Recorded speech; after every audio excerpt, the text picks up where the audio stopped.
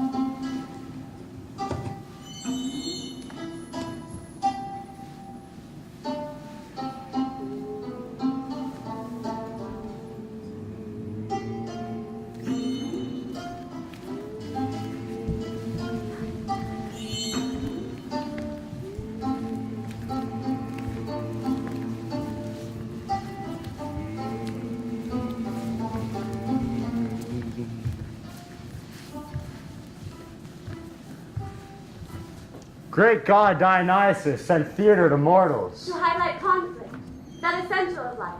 God or human, royal or peasant. All has seen strife, as with death, conflict jumps all hurdles. And no conflict is richer, deeper, more powerful, vindictive than the conflict of family, tightly chained, collective, that sometimes creates murderers and victims.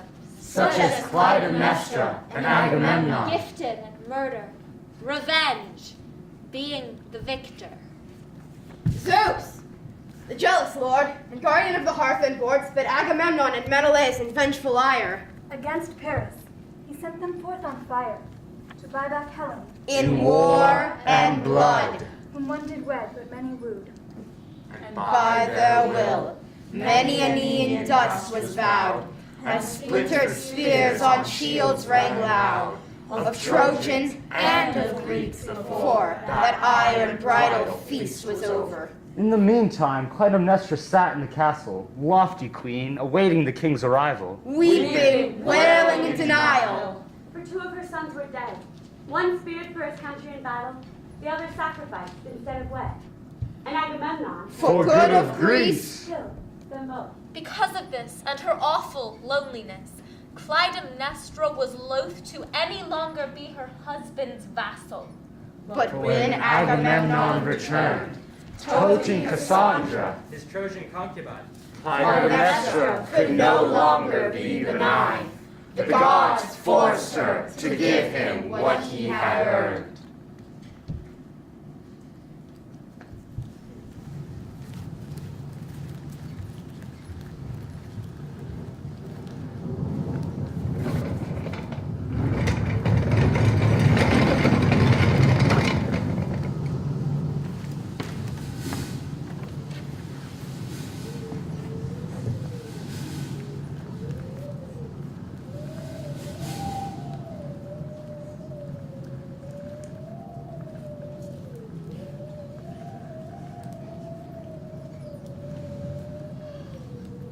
Dear God, set me free from all this pain.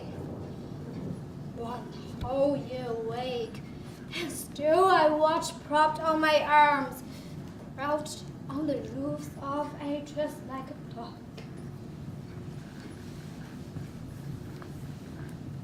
I know the stars by heart, the armies of the night, and then, in the lead, are the ones that bring us snow, all the crops of summer. They bring us all we have. Our great blazing kings of the sky, I know them all, when they rise and when they fall. And now, I watch for the light. The signal fire shouting that Troy is taken. So our mistress commands. That woman, Clytemnestra, is full of high hopes. She maneuvers like a man.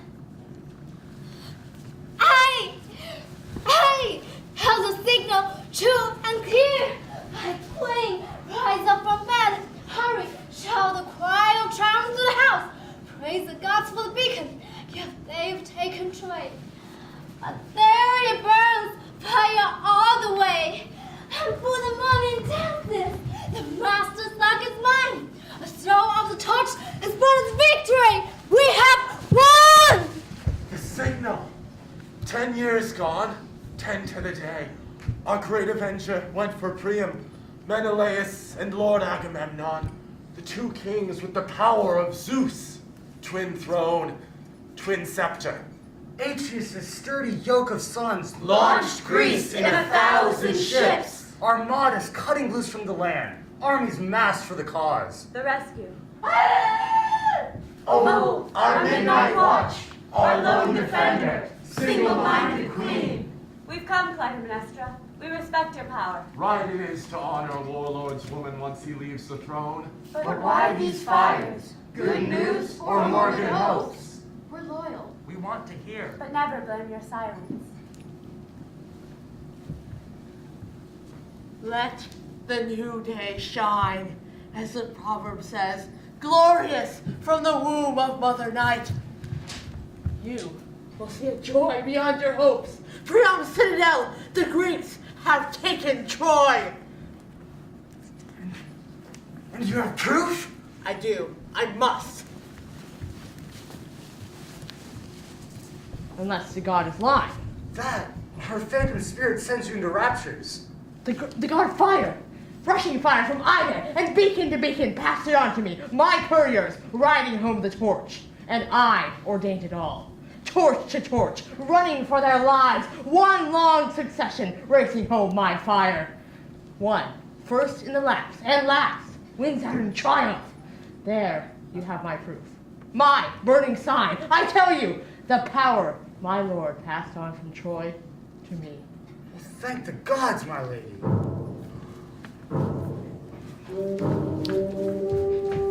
Come, my king, The scourge of Troy, the true son of Atreus. How to salute you, how to praise you, neither too high nor low, but to hit the note of praise that suits the hour.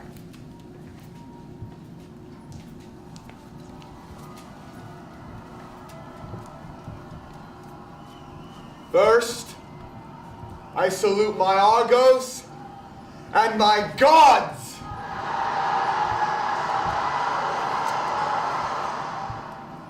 My accomplices who won my rights and brought me home from Priam's Troy.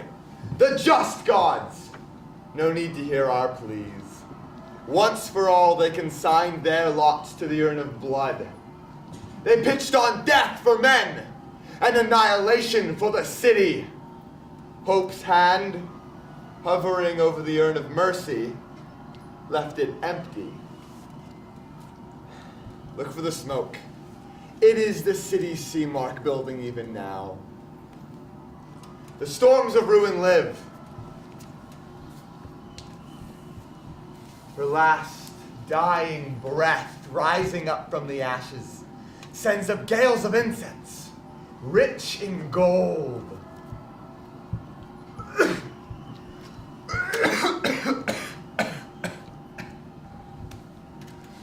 For that we must thank the gods for the sacrifice our sons will long remember. For their mad outrage of a queen, we raped their city. We were right. Beasts of Argos, foals of the wild mare, thousands massed in armor rose in the night Pleiades went down, and crashing through their gates, our bloody lion lapped its fill, gorging on the blood of kings. The blood of kings. Our thanks to the gods long drawn out, but it is just the prelude. Victory, you have sped my way before, now speed me to the last. Old nobility of Argos, gathered here. I'm not ashamed to tell you how I love the man. I'm older, and my fear dies away. I am human, Nothing I say was learned from others. This is my life, my ordeal, long as the siege of Troy, and more demanding. First, when a woman sits at home and the man's gone, the loneliness is terrible, unconscionable. The rumors spread and fester, and a runner comes with something dreadful. Close on his heels the next, and his news worse. And they shout it out and the whole house can hear. And wounds. If he took one wound, just one, for each report that penetrates these walls, he's gashed like a dragnet. More, if he'd only died. The rumors broke like fever, rose, and then broke higher. There were times they cut me down and eased my throat from the news. I wavered between the living and the dead. And now, our children are gone, not standing by our side. Aunts of our dearest pledges, mine and yours. By all rights, our children should be here. Orestes and Iphigenia. Men, it is their nature, trampling on the fighter once he's down. Our children are gone. That is my self-defense, and it is true. For me, the tears that well like spring are dry. I have no tears to spare. I watch till late at night. My eyes still burn. I sob by the torch I lit for you alone.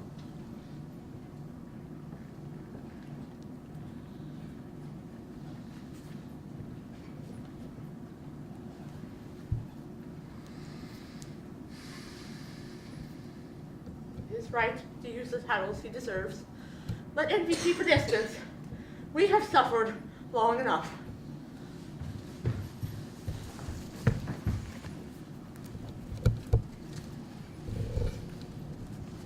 Come to me now, my dear one. Down from the car of war, but never set the foot that stamped on Troy on earth again. Women, why delay? Pave his way with passion. Let the red stream flow and bear him home to the home he never hoped to see. Justice! Lead him in. Leave all the rest to me. The spirit within me never yields to sleep. We will put things right with God's help. We will do whatever fate requires. There is Leda's daughter, the keeper of my house, and the speech to suit my absence, much too long. But the praise that does us justice, let it come from others. Then we praise it.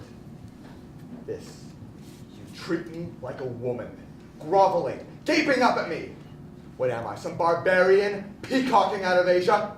Never cross my path with robes and draw the lightning. Never! To walk on them. I am but mortal, and it makes my pulses stir with dread. There is no need to sound my reputation. I have a sense of right and wrong, what's more, heaven's proudest gift. Call no man blessed until he ends his life in peace unfulfilled. And if I can live by what I say, I have no fear. One thing more, be true to your ideals. True to my ideals? Once I violate them, I am lost. Would you have sworn this act to God in a time of terror? Yes, if a prophet called for a last drastic rite. The great victor, it becomes him to give way. Victory in this war of ours, it means this much to you? Oh, give way! The power is yours if you surrender all of your own free will to me. Enough! If you are so determined. Let someone help me off with these at least. Old slaves, they stood me well. Hurry! And while I tread his splendor, dyed red in the sea, let no god be watching and strike me down with envy from on high. I feel such shame to tread the life of the house, a kingdom's worth of silver in the weaving.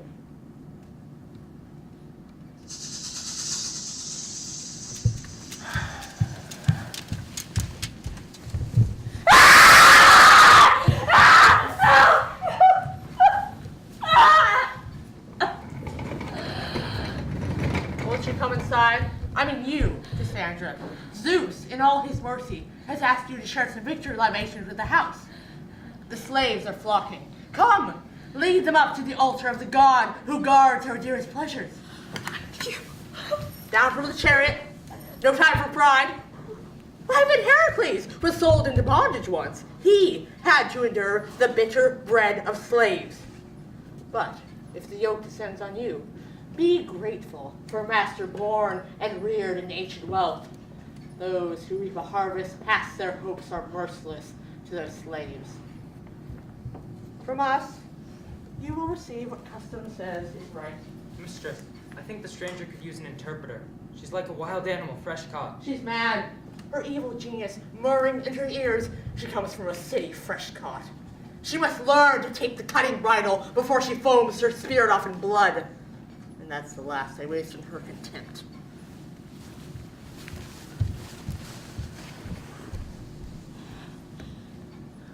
Ah! Apollo!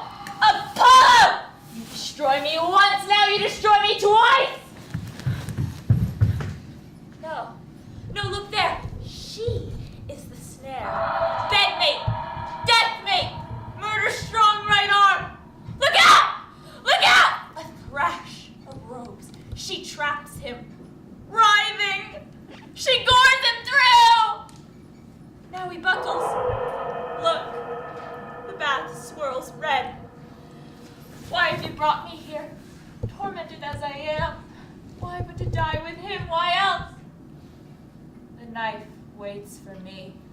She'll splay me on the iron's double-edged. Believe me, if you will. What will it matter if you won't? It comes when it comes, and soon you'll see it face to face. Know the seer was all too true. Agamemnon, you will see him dead. She is the lioness who rears on her hind legs when her king lion goes ranging. She will kill me! She is mixing her drugs, adding a measure more of hate for me.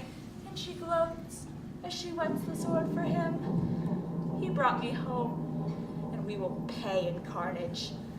Down out! Die! Die! Die! I've paid you back! Find another victim and make her rich in all your curse and doom. I address you now as the gates of death. I pray it comes quickly. One clean stroke, no convulsions. Pulses ebbing out in gentle death.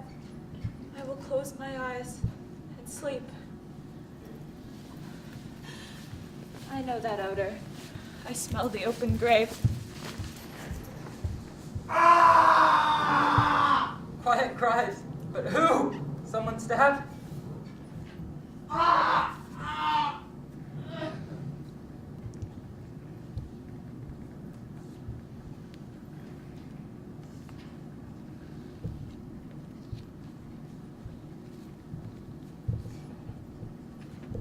The work is done. We're helpless. Who can raise the dead with words?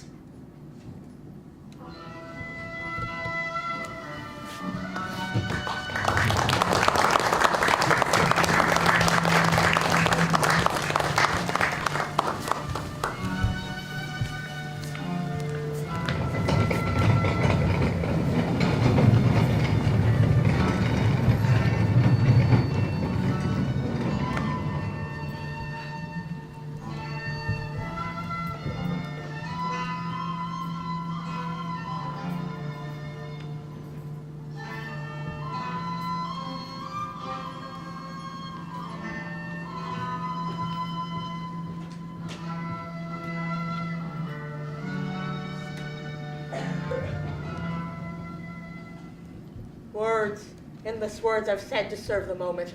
Now it makes me proud to tell the truth. How to prepare death for deadly men who seem to love you. How to rig the nets of pain so high no man can overleap them. I brooded on this trial, this ancient blood feud year by year. At last, my hour came. Here I stand, and here I struck, and here my work is done. I don't deny it now. I did it all! It had no way to fight or flee his destiny.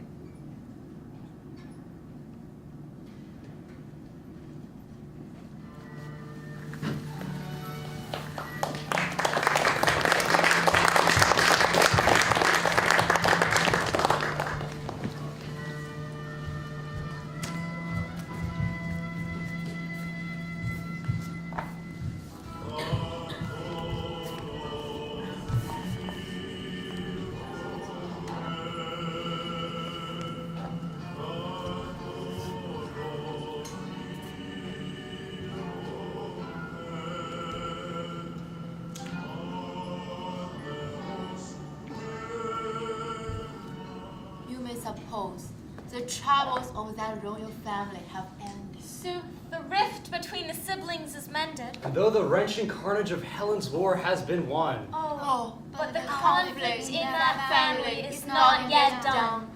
For in the bounteous palace with her mother lived Electra.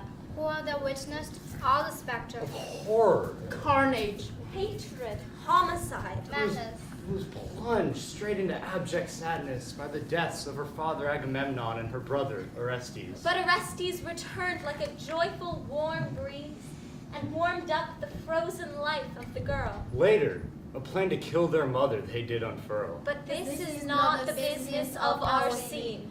The joy of rediscovery is what you here will glean. Only it is important. The only conflict here is unseen, between the children and their murderous mother, the queen. And it is acted upon later in this play, Electra.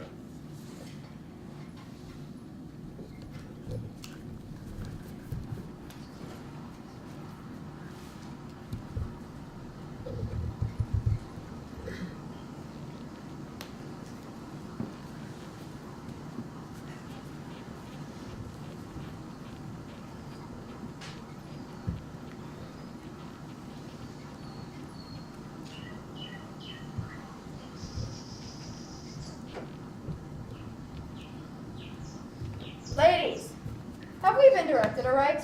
Are we on the right path to our goal? What are you looking for? Why have you come? I have been searching for the home of Aegis. Well, you have found it. Your guide is blameless.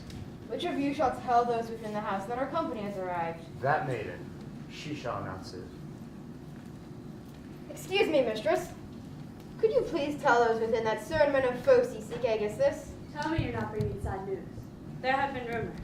I know nothing of your rumors, but the adult Strophius has charged me with news of Orestes. What is it, sir? Is it good news or bad? He is dead, and in this small urn, as you can see,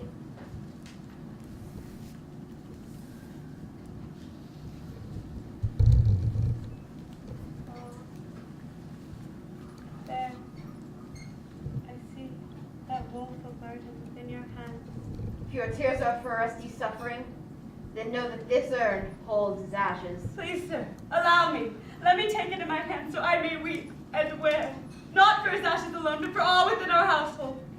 Give it to her, whoever she may be, for she must be someone who wished him no evil, but maybe a friend or a family member. Oh. Ah. Ah. A memory of the one whom I love best on earth. This is all I have left of you now. Oh, Orestes, how far from the hopes with which I sent you away is the manner in which I receive you back. Now I carry your poor dust in my hands. You were radiant. You were a child when I left home and you were sent to a strange land. Oh, I loved you. I loved you like you were my own child. A child I never got to see grow up. But now you are gone, and our father is gone. All who I loved is gone. Oh, Orestes, I'd rather die than part from you like this. For now I see the dead have rest from pain. Alas, what should I say? What troubles you? Why would you say that? How ignorant was I, my own sorrow. But what has been said that makes you think this? By seeing your sufferings, so many, so And great. that you see only a few of my woes. Could any be more painful to behold? This that I share, and the dwelling of the murderers. Whose murderers? My father's. And if only my own, for I'm just a helpless slave. Who holds you as constraint? A mother in name, but no mother in her deeds. How does she oppress you? With violence or with hardship? With both violence and hardship and all manner of ill. Helpless girl. Know then that you are the first to have ever pitied me. No other visitor has ever shared your pain. Who are you? Surely you're not some unknown kingsman. I would say, these were friends, you hear us? Oh, they are friends. You can speak freely here. Give up the urn, and I will tell you. No, please don't be so cruel to me, sir. Do as I say, and never fear to do Please wrong. don't take it back. You must not keep it. No, this is all I have left of him. have no right to be sad. No right! No right to cry for my dead brother! You should not speak of him like that. Am I so dishonored of the dead? Dishonored of none. But this is not your part. Yes, it is! If these are indeed Orestes' ashes that I hold. They are not. His name has merely been given to them. Then where lies his unfortunate tomb? There is none. The living have no tomb. What are you saying? Nothing that is not true. Is the man alive? If there be life in me. What? Are you Orestes? Look at the signet. Once our fathers, and judge if I speak the truth. Oh, blissful day! Blissful indeed! Is this your voice? Let no further voice reply. Is this you who I hold in my arms? Like you have always held me. Ah, friends and fellow citizens, behold, Orestes here! He who was once assumed dead has now come home. We see him, daughter, and for this happy fortune a tear of joy trickles from our eyes. Oh, brother whom I loved most, you whom my heart desires most of all have finally come home. I am with you now. But keep silence for a while. What are you saying? It is better to be silent in case someone were to hear. But make sure our mother can't see the secret in your radiant face. For when we have prospered, there will be time to rejoice and exult in freedom.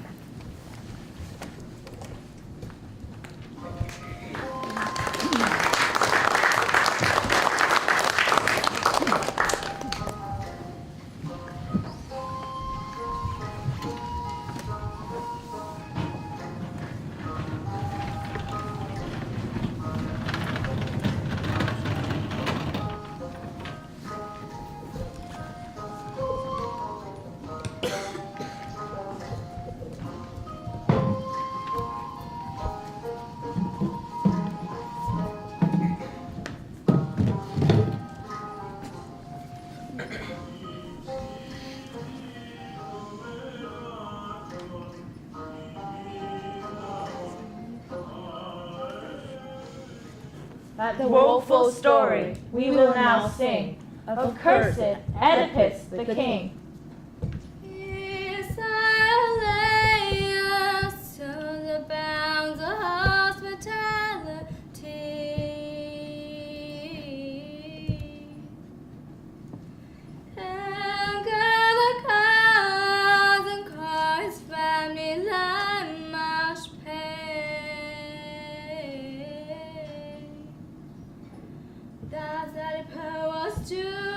To slay his father, and to his mother become slave. But his parents wished to ignore that reality. This ancient conflict is a man against fate.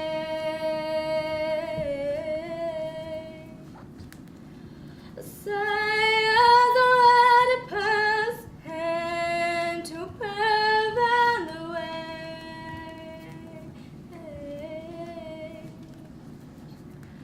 The direful prophecy from falling, by preventing and sending him far away.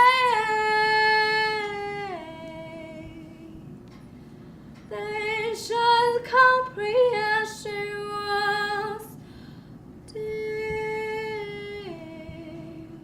And without thought, Oedipus married his mother, and his father he did slay. Whore of all whores, oh prevention that worsens all!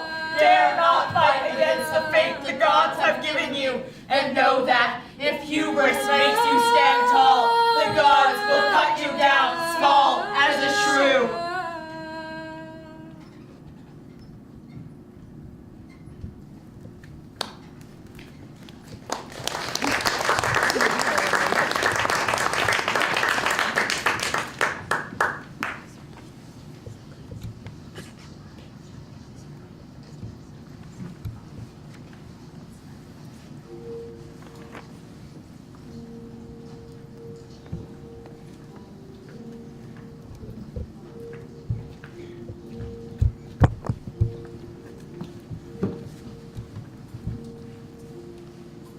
Methinks I see the herdsman who we long have sought, the one who brought me as a babe so long ago to this land. His time-worn aspect matches with the years of yonder aged messenger. Corinthian, stranger, I address thee first. Is this the man thou mean? This is he, before your eyes. And now, old man, look up and answer all I ask of thee. Wast thou once of Laius' house? I was, no slave, but reared in his own home. What was thy business? How wast thou employed? Most of my life was spent among the flocks. What were the pastures thou didst most frequent? Citharon and the places near it. Then there you must have known this man, having met him in past times. No, not that I can quickly call to mind. That is no wonder, master, but I'll make him remember what he does not know, for I know that he well knows the country of Citharon, how he with 2 flocks and I with 1 spent each year half a year for 3 years, and when winter came, he went to Laius' steadings and I to mine own. Am I right or not in what I say? You're right, although it's a long time ago. Then you must remember giving me a child to bring up as my own. This man is that child. Kate, hold your wanton tongue! Softly, old man, rebuke him not. Thy words are more deserving chastisement than his. Oh, best of masters, how do I give offense? Not answering what he asks about the child. He speaks out of his ignorance, without meaning. If thou lackest grace to speak, I'll loose thy tongue. Oh, no, master, if he is not an old man, sir. Arrest the villain, seize and pinion him. Why, you can't tell me why, you can't tell me why. Didst give this man the child of whom he asks? I did. I wish I died the day I did. And die thou shalt, unless thou tell the truth. And I'd die far worse if I should tell you. The knave, methinks, will still delay. I gave it. Whence came it? Was it thine, or given to thee? Not mine at all. I had it from someone. From which of these are townsmen? And what house? 'Twas said that it was one of the children of Laius. Slave born? Or one of Laius' own race? Oh, I'm on the perilous edge of speech. And I of hearing. But still I must hear. Then 'twas said it was one of the children of Laius, his own race. Who gave it thee? Who gave it to thee? Thy wife within, thy consort.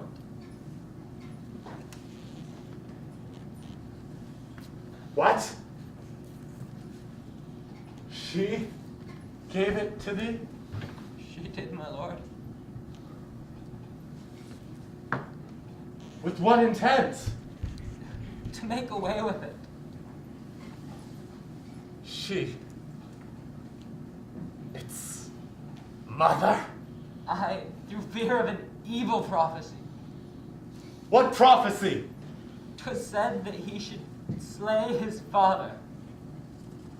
Why didst thou give it then to this old man? Oh, master, I pitied it, and thought I could send it away to another land. And this man was from another land. But if you are the child he says you are, I fear you are bred to misery.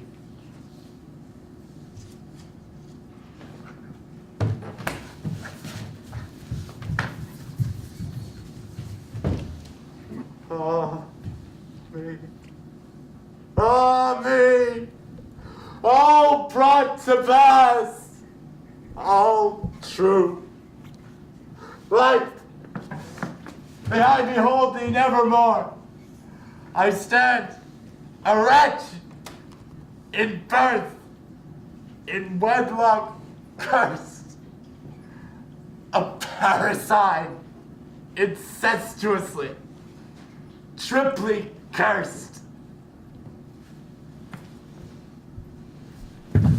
O Oedipus, discrowned head, thy cradle was thy marriage bed. One harborage sufficed for both son and sire.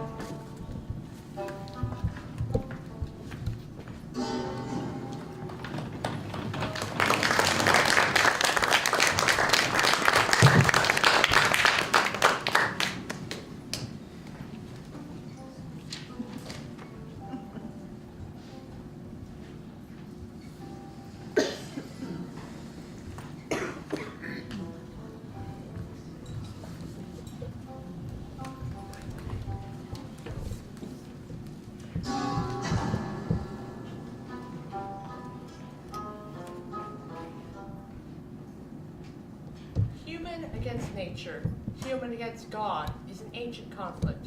Even now, even more, we see the destruction of forests for the order of cities, an act that you may say is against the gods of nature. Who now would act for the gods? Their edicts of brother and sisterly love? Their pronouncement that no human law is gospel? Their laws that all beings should be treated equally? But Antigone, righteous daughter of Oedipus, although born of pain and fear, Antigone saw what was right, sought to entomb her brothers both, though one had killed the other. So was punished by imperious Creon, who had also endured much. So she died in the end, though she acted truthfully. Still the gods remember, and the mortals do as well. Through the potent words of Sophocles, this woman, heart-strong, headstrong, ceded her life for what she knew was just.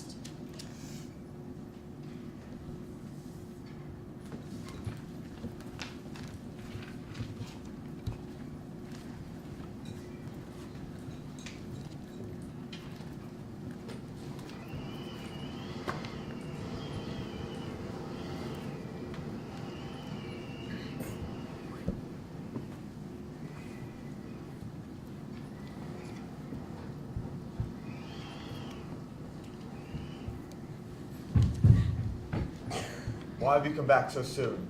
What has happened? Here is this woman. She is the guilty one. We found her trying to bury him. Take her then. Question her. Judge her as you will. I am through with the whole thing now. I'm glad of it. But this is Antigone. Why have you brought her here? She was burying him, I tell you. Antigone, your head hanging. Do you confess this thing? That you performed funeral rites for your brother in blatant disrespect of my orders? I do. I deny nothing. You may go.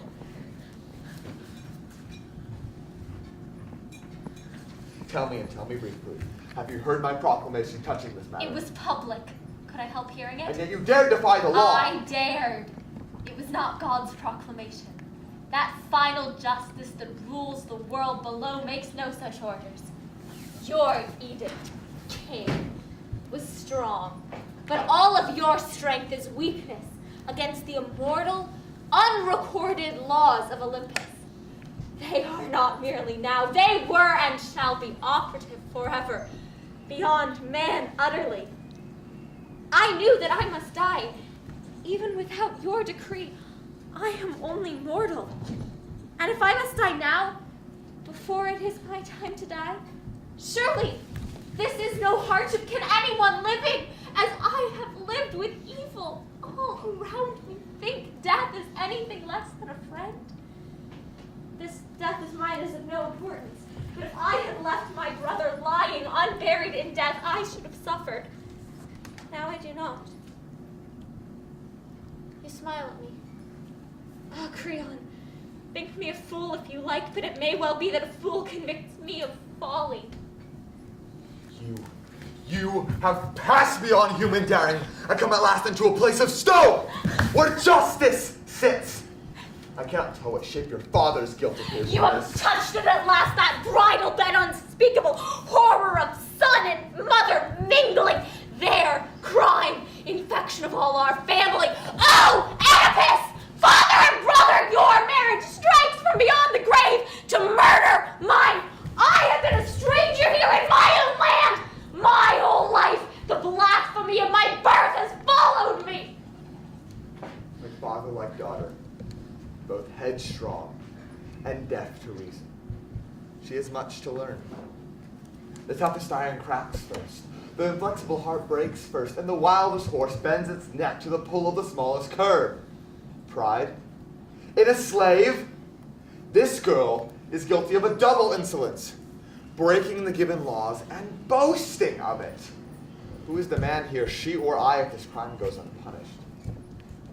Sister's child, or more than sister's child, or closer yet in blood. She and her sister win bitter death for this. Go! You two, arrest Ismene. You'll find her sniffling in the house there. Her mind's a traitor. Crimes kept in the dark cry for light, and the guardian brain shudders. But worse than this, is brazen boasting of barefaced anarchy. Creon, what more do you want than my death? Nothing. That gives me everything. Then I beg you, kill me. This talking is of great weariness. Your words are distasteful to me, and I am sure that mine seem so to you as well, and yet they should not seem so. I should have praise and honor for what I have done. All these men here would praise me, were their lips not frozen shut in fear of you. Ah, the good fortune of kings, license to do and say whatever they please. You are alone here in that opinion. No, they are with me, but they keep their tongues in leash. Maybe. But you are guilty and they are not. There's no guilt in reverence for the dead. But Eudipus, was he not your brother too? My brother too. And you would insult his memory. The dead man would not say that I insult He him. would, for you honor a traitor as much as His him. own brother, traitor or not, and equal in blood. He declared war on his country. Eudipus defended it. Nevertheless, there are honors due to all the dead. But not the same for the wicked, as for the just. Creon, which of us are to say who the gods hold wicked? An enemy is an enemy, even dead. It is my nature to join in love, not hate. Then go. Join them then. If you must have your love, find it in hell. You too, Ismene. Snake in my ordered house, sucking my blood stealthily. And all the while I never knew that these two sisters were aiming at my throne. Do you confess your share in this crime or deny it? Answer me! Yes. If she will let me say so, I am guilty. The dead man and the gods who rule the dead know whose act this was. Words are not friends.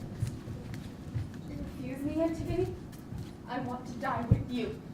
I too have a duty I must discharge to the dead. Ismene, you have no right to say so. You would not help me, and I would not have you help me. But now I know what you meant, and I'm here to join you. Take my share of punishment. You shall not lessen my death by sharing in it. What do I care for life when you are dead? Ask Creon. You're always hanging on to his opinions. You're laughing at me. Why, Antigone? It is a joyless laughter, Ismene. But can I do nothing? Save yourself. I shall not envy you. There are those who will please you.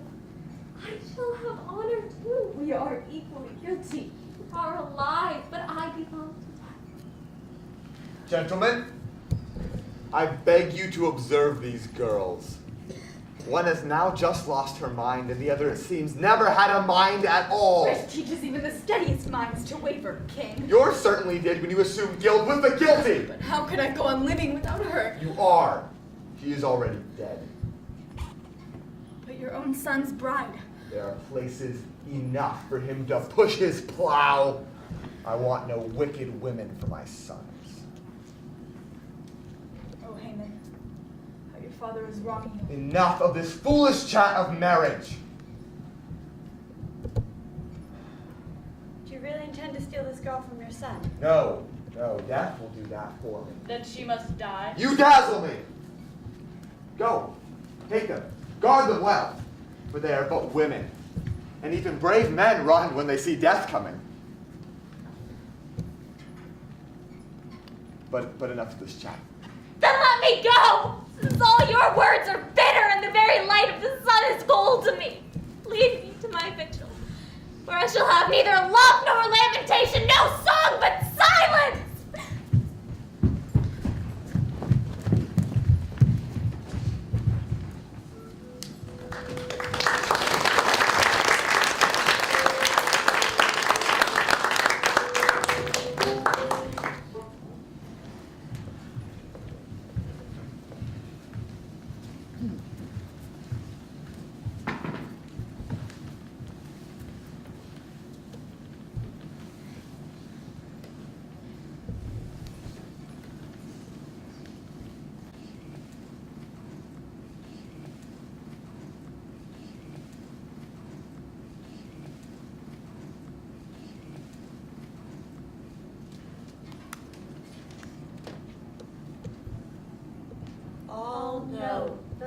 passion and curse of Oedipus. But to Phaedra, a less legendary calamity befell, the wife of King Theseus, who was cursed by Aphrodite, and thus fell into deadly love or lust with Hippolytus. Oh, it was not enough for the gods that Phaedra now wished to cut her bonds from Theseus, or that she wished for something more than her queenly status. For her torment had to be worse, though she had done nothing to deserve it. She had to covet and adore Hippolytus, Theseus' son, her own stepson. All her days, Phaedra fought this sad twist of fate, creating a deadly typhoon, deep conflict within herself. She tried to hide her secret from all, but her nurse begged her to confess, leading her on a path to her death. While the sires of Oedipus tried to avoid the fruition of the prophecy, they made it happen. And similarly, Phaedra could not ignore her love, but tragically, she assured the love would not reach its fruition. By killing herself, and beyond this act, the gods could not reach her. O Phaedra, the fault was not yours, for you fought long and hard against your curse. But fate is always correct, though it cannot be said to be true.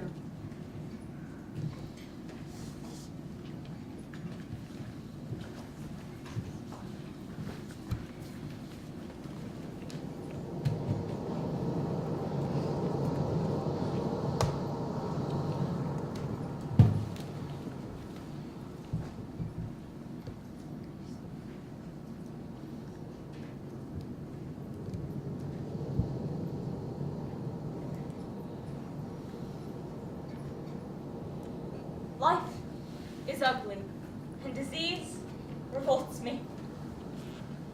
Phaedra, what can I do? Have I done anything wrong?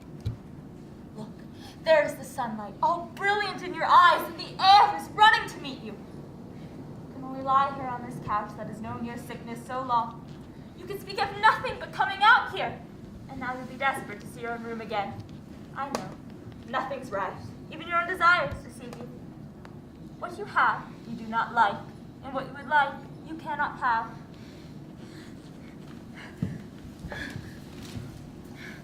Lift me up. Let me look. My body feels as slack as a broken doll. Is that mine? That arm that tapers along the quilt? Lift it for me, ladies. Why is this cord so heavy? Take it away! Let my hair trespass where it likes. Along my shoulders. Yes, my dear, you are safe, safe. Try not to toss yourself about so cruelly. Remember, you are a queen, and will bear your sickness calmly, royally, and gently. Life is a struggle, but there is no escape. The water. There. Coming coolly out of the well. Oh, if only I could scoop up one mouthful of the innocent water and lie beneath the poplars in the meadow, where the wind combs the grass and sleep and rest. Child, you must not let your words run wild like this. You can be heard here. And besides, we're talking at a crazy gallop. Let me go! Take me to the hills, up into the forest, between the pines, where the hounds go roaring in the hunt. Nearer, nearer to the running deer that flashes and winks ahead. Faster, faster! Now this is joy, to shout and run at their heels, to send the spear rippling past your sun-struck hair, to feel the iron, sharp and eager in your hand. My little girl, you'll break your heart. Hunting's not for you. How could you go hunting? Artemis! She is queen of Limna where the sea sleeps, and loves race and drum for her. Oh, Artemis, let me come to your long beaches. Give me a Venetian horse to ride and tame. Nonsense, child, you're delirious. We need someone who sees far into the next world to tell us what power is riding on your mind. I have done wrong. I know that pain in my will was wicked, alone on its own path. I was out of my mind.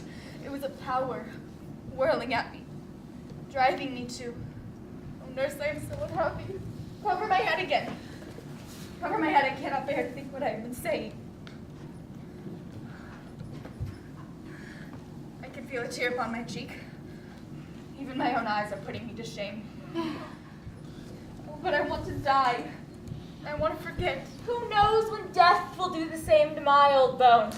I have learned that a long life is a long lesson, and we ought to be careful how we let our affections draw us into others' lives.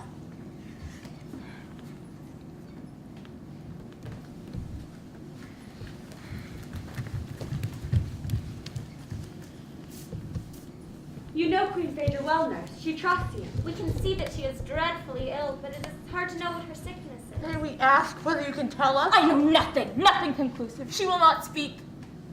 But the unhappiness is there. How did it come? You cannot approach her. She stays alone in her silence. How weak she is. What could we expect? It is 3 days since she ate. There is something inhuman about this hunger for death. Does she really want to die? To die? Well, she will not eat. And her life is like a rebel preparing to leave her. It is strange. And does the king consent to this? She hides the sickness and pretends to be well. But try to make her tell you what is wrong. Why she is so distraught? Will nothing work? I have tried everything! But the truth is no nearer. But I will not give up. I will not be discouraged. Lady, stay beside me. Watch. Remember how I served her. Slaved for her. Even in her sickness.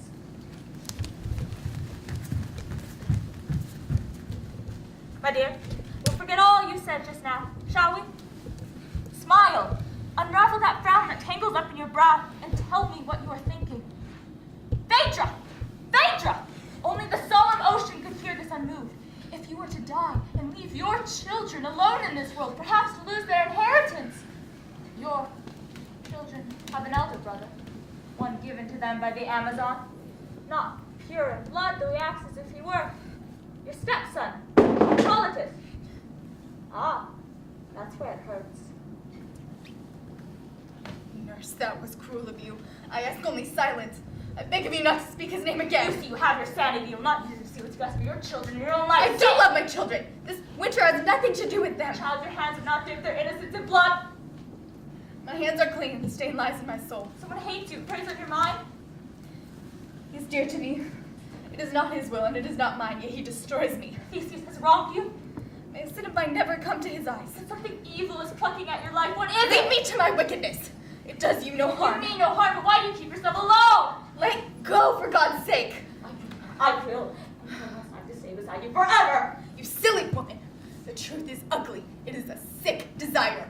I try all the time to make it natural and good. All the more credit if you tell me what it is. You have a duty to me, and I demand that duty. I shall not say a word. Tell it as you will. It was my mother, whose love was the first tragedy. You mean her love for the bull? Is it that? And then my sister, the wife of Dionysus, lived through her own horror. And I am the third wretch to fall beneath the curse. Tell me, what is it like to be what they call in love? Oh, sweet, my darling. Yet in the same sweetness, there is a sting. Then I know only the second form. Then you mean you're in love with who? Someone whose mother was an Amazon. Not Hippolytus. You spoke his name, not I. You must not say these things to frighten me. Oh, it's too horrible. This day is too horrible. Yes, you, the day I lived through. I hate you. I hate you both! Lovely reason smiles and kisses the beast it hates. She cannot help herself. Aphrodite, you, a goddess, never. You're a growth, a monster destroying all of us. Myself, Phaedra, the whole house.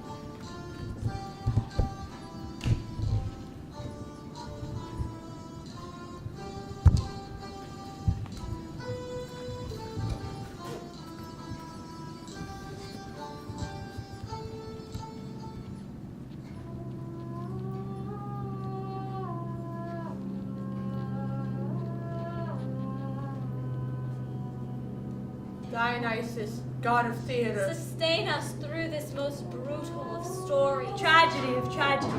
A vile, unfortunate woman. Medea. Medea, betrayed by your husband, who married another while wishing to keep you as lover. You were wronged. But oh, you were too prideful, arrogant, self-absorbed, uncaring, cruel, monstrous. You cared too much for your pride and place in society. Wished to give your husband the ultimate punishment, and in doing so, murdered your own children.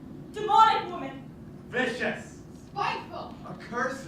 But in the end, victorious. Most abominable mother. You may have escaped, and the gods may have favored you, but in the future we will curse all the most sadistic with your name.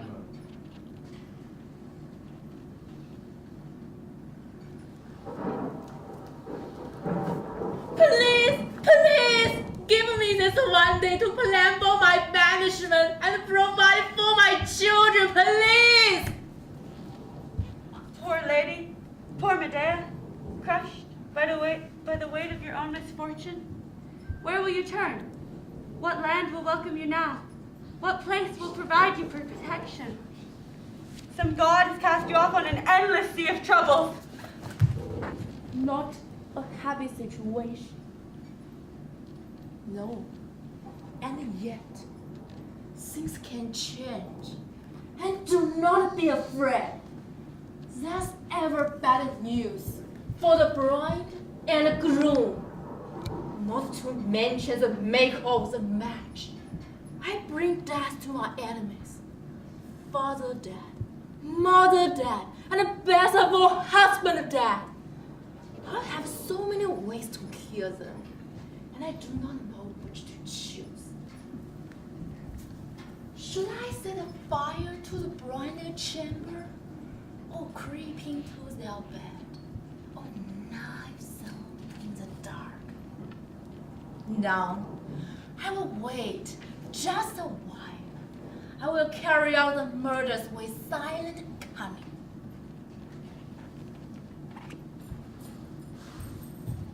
This is not the first time, Medea, but one of many, when I've had brought home to me the impossibility of dealing with your surly temper. This land, this house, it could have been yours forever, but no. No, you had to impose yourself. You had to have your way, make your position known. And for that, you're now exiled. So where does that put you? Where does that put you with your superiors? With those who hold power? God! No! I did everything I could on numerous occasions to mollify their enemies' animus against you. Because I wanted you to stay. But no. No, you insisted on your foolish behavior. Insisted on your continuous attack of reviling that ruling house. Nonetheless, I am here, despite your abuse, and have in no way relinquished my obligations to my loved ones.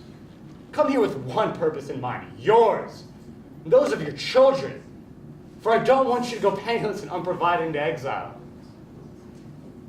Exile brings hardships enough on its own. Although you may hate me, I can never wish you any ill will.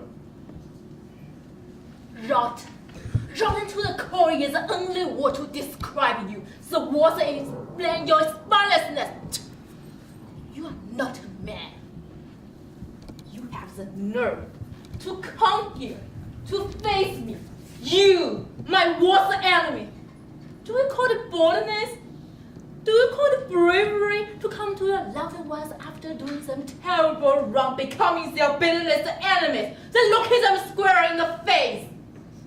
No, not bravery, but the evilness of all human vices, shamelessness. I saved your life. It was I who killed the never-sleeping dragon. I became traitor on my father, my house, my loved ones. And there I followed you because I love you. And after all this, what's these benefits for you? You betrayed me by taking on your marriage even though you have children! You bastard lies of man! If we had no children, I wouldn't understand your desire for this marriage. But we have children, 2 sons, you and I. Jason, where do I turn now? Back to my father's house, which I betrayed when I came here with you. Yes, Medea, you did help. But make no mistake, in saving me, you came away with far more than you gave. What? No, you will not interrupt!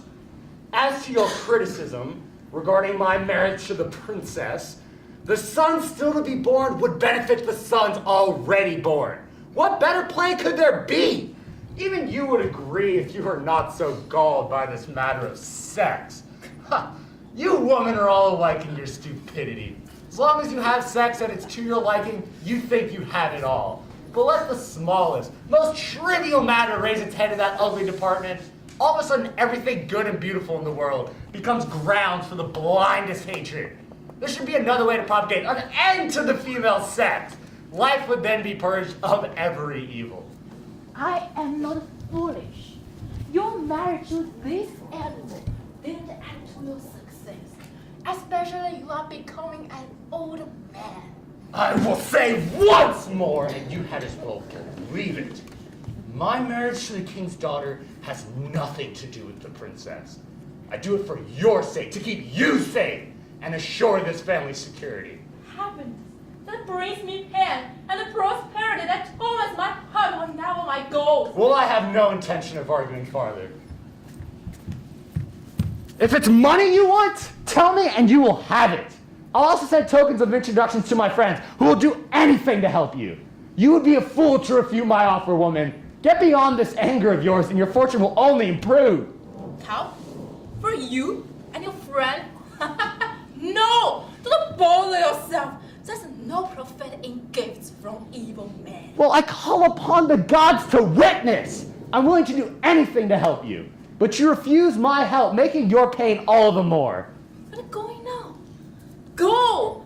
Go play the bridegroom to your darling mistress. You've been away from the palace far too long. You must be dying of desire. With the gods' help, this marriage will cause you to weep.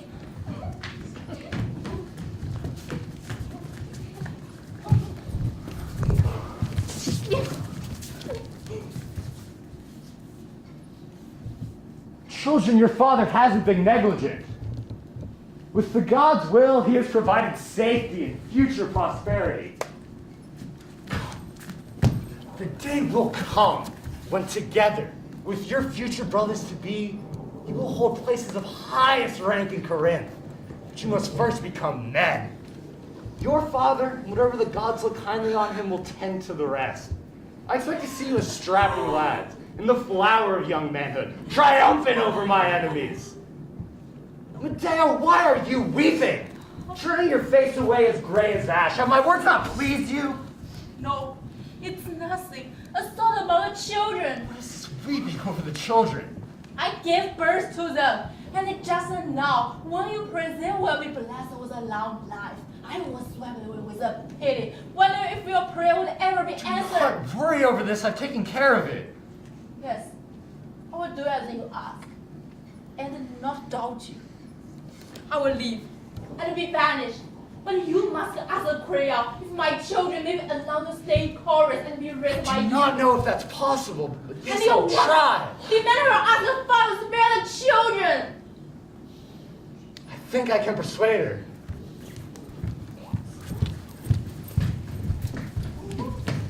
Mistress, your boys are reprieved from exile. No punishment for them. They're under no threat from that quarter. What's this? Distressed? When fortune smiles on you? Your cry isn't in tune with my news. Have I brought bad news without knowing? Is it wrong to think it good? You said what you have said. You are not to blame. And why so downhearted? Why these tears?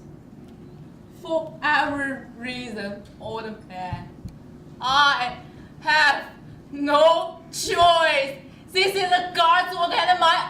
evil doings. Cheer up. Your boys will one day save you from your exile. Before that, I will send others to darker regions. You're not alone, mistress. Other women have been separated from their children before. We're only mortal. We must bear misfortune lightly. Yes, and so I will. But going now. Go. Prepare what they need for the day. Oh, my babies, my sons. Oh, such pain, the bitter fruit of my stubborn will. Waste. What a waste.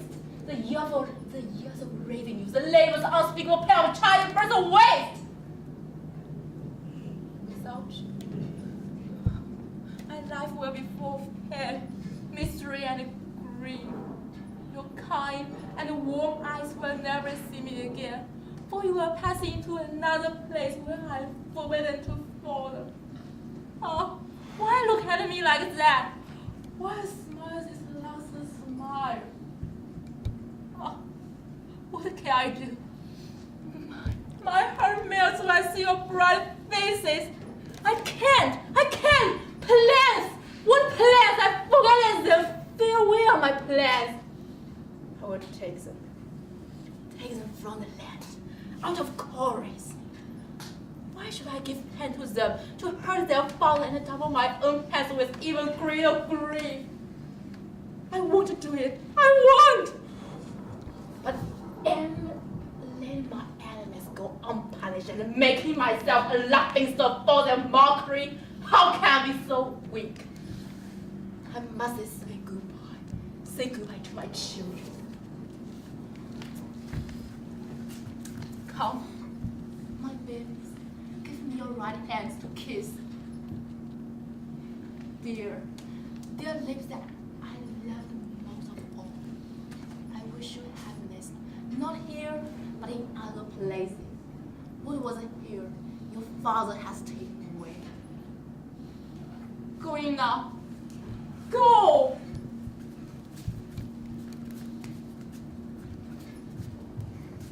I can't look anymore. My heart is joining evil. And I know now revenge leads to the greatest evil. Friends, I have decided that this will be done, and soon I will kill my children and then escape from this country. And not by hesitating, hand them over to others to kill with even greater brutality. There's no escape. It must be done. They die, and who better than I, who gave them love, to kill them? Unhappy, miserable woman.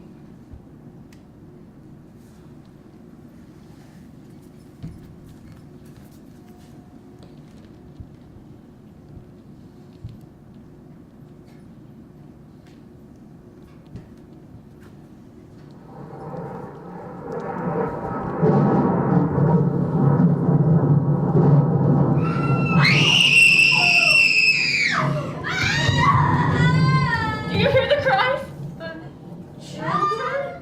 Wretched woman! Wretched! Accursed! You want to go in?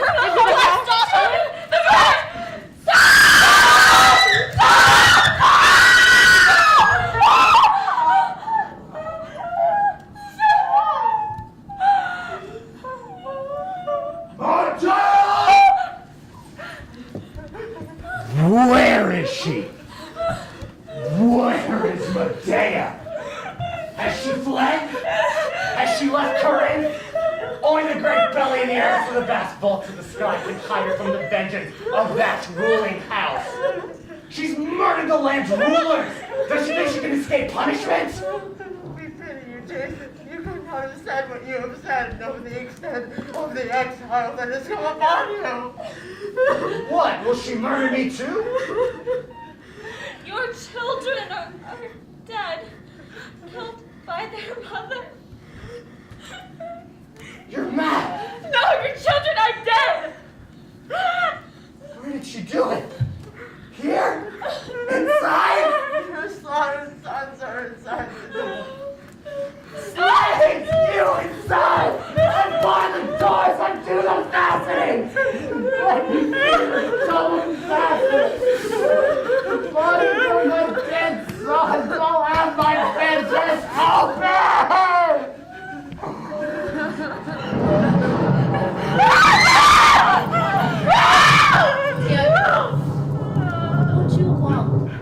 To see their bodies, their corpses, or me, who did this thing.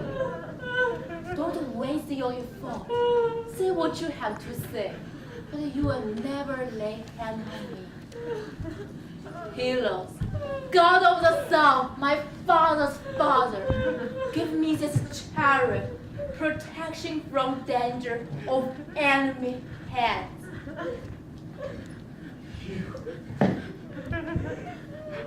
You detest.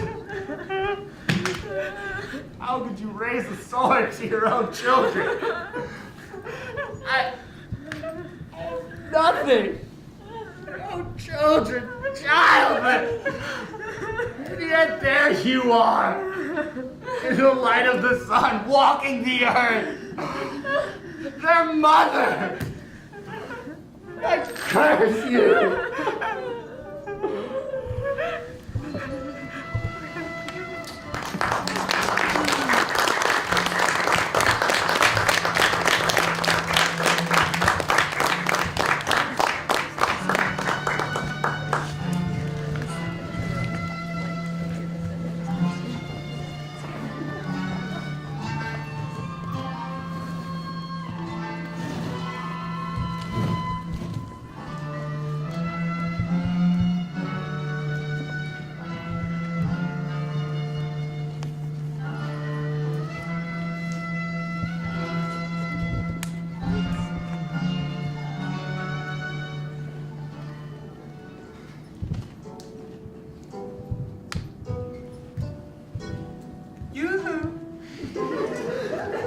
It seems that we are using up these words both woeful and grievous, of repeated revenge and villains devious.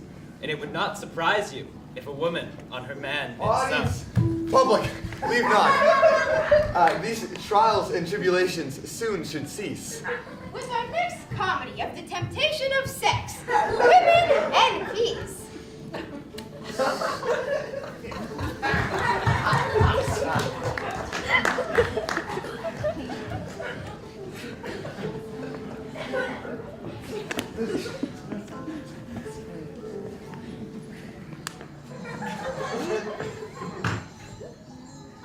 There's not a woman to be seen, except, yes, this neighbor of mine. Good day, my Calanice. Good day, Lysistrata.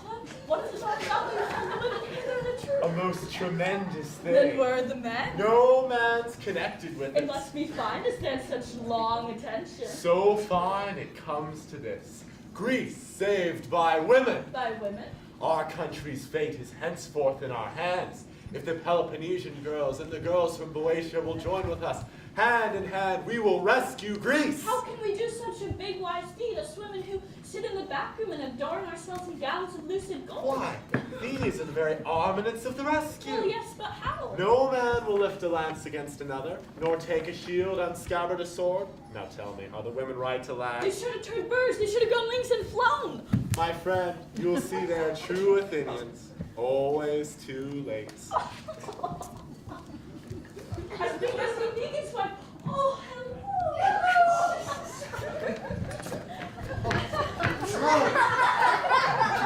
Come sit down, it must have had a very long journey. Let us stay a little longer till the Peloponnesian girls and the girls from Boeotia are here to listen. Oh, hello! Your hair, I love what you've done with your hair. It's gorgeous. Very nice. Oh, thank you. Lampedo! Spartan girl with delightful face, washed in the rosy spring, how fresh you look. Why, in the easy stride of your sleek slenderness, you could strangle a bull. Oh, why, I think I could. It's free exercise and kicking high behind. What lovely breast to own. Fingers! A sesame tickler with such tender chucks. I feel as if I were an altar victim. Who's God this councilwoman here? I have. Propound then what you want to us. I will, but first answer one small question. Are you not sad your children's fathers go off endlessly soldiering in this plodding war? Oh, never end. I'll wager there's not one here whose husband is at home. Mine's been in Thrace, keeping an eye on Eucrates for 5 months. 5 months? And as for mine, no sooner does he slip fray the line, does he strap on his shield and stick it off again. And not the slightest glitter of a lover. And since the Milesians betrayed us, I've not seen the image of one single upright man. All the consolations. Now, will you join with me if I find a means to stamp the war out? And though I'm split up like a tuna and half is hacked off is the price of peace. As for me, why to see a peep of that shy thing, I climb to the tip-top antagonist. Will you truly do it then? Of course. Then I'll expose my mighty mystery. Oh, women, if we would compel the men to bow to peace, we must refrain from every depth of love. Why do you turn your backs? Where are you going? Will you or won't you? What do you mean? No, we won't. Let the war proceed. You too, dear Tuna. You said just now you wouldn't mind being split right up in the least. Oh, let us walk in fire, but do not rob us of this darling joy. What else is like it, dearest Lysistrata? Lewd to the least drop in the tiniest vein. But hardy Spartan girl, if you will join with me, all may be righted yet. Help me, help me. It's a sair thing to ask us, by the troth. Alas, to sleep alone and never fulfill love's lack, except with makeshifts. But let it be. Peace must be thought of first. My friend, the only one amid this herd of weaklings. What if, which heaven forbid, we should refrain, and how is peace induced? By the two goddesses, can't you see? All we have to do is idly sit indoors with smooth roses powdered on our cheeks, our bodies burning naked through the folds of shining amorphous silk, and meet the men with our dear Venus plaits plucked trim and neat. Their stirring love will rise up furiously. They'll beg our arms to open. That's our time. We'll disregard their knocking, beat them off. The men will soon be rabid for a peace, I'm sure of it. And just as Menelaus, they say, upon seeing the bosom of his naked heaven, flung down his sword. But to what avail were your scheme if the men drag us all kicking and screaming into the bed? Cling to the doorpost. And if they should force us? Yield then, but with cold indifference. There's no joy to them in sewing maiden. Besides, we have other ways to madden them. They cannot stand up long, and they've no joy unless we spit their aim with merry suckers. If you must have it so, we'll all agree. We can persuade our men to strike a fair and decent peace. Quickly then, Lampedo, let us bind ourselves to this high purpose as tightly as the hemp of word cannot. Set out the terms in detail and we'll all swear to them. Go grab me a bowl and a skin of wine then. Oh, fine. And whoa. What a lovely bowl! I'm not saying no best to sip it all. Lay hands all on the victim. O ski queen, who givest the last word in arguments, and thee, O bold, dear comrade, we beseech, accept our oblation and be propitious to us. What healthy wine, how it gushes! And what a leasing fragrance releases into the air. Now, my dears, if you'll let me, I'll speak first. Grasp the brim, Lampedo and all, and each of you repeat each word I say, so we can all swear arms to the same stern conditions.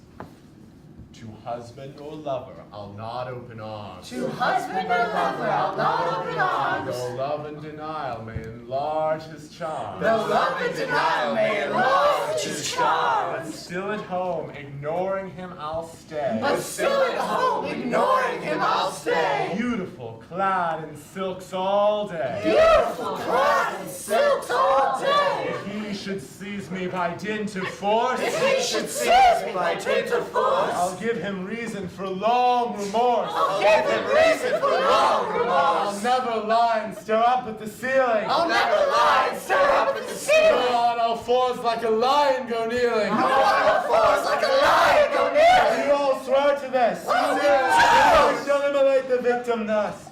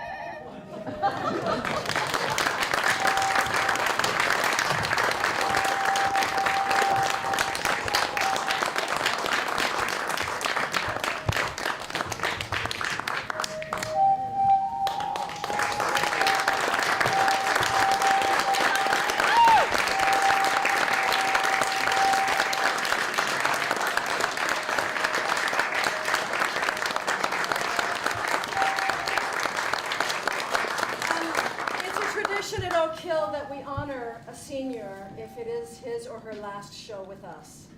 And so tonight, unfortunately, we have to say goodbye to Hunter. Wonderful.